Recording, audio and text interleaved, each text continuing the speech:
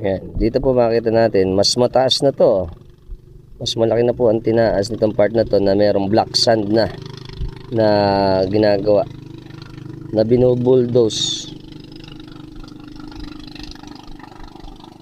Ito yung mga dump truck, mga bulldozer na gumagawa. Yan. Ito pong way na to ay papunta ng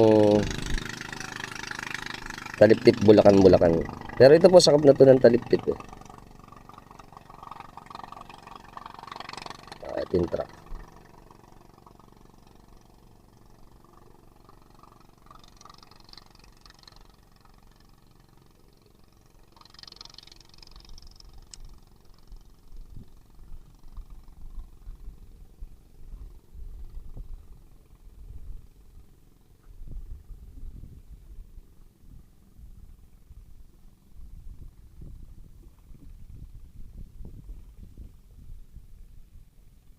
Ayun, dito sila nagbababa pala. Pag tinignan natin, uurong yan dito eh. So, ito yung malalaking mga dump truck natin. Yan o.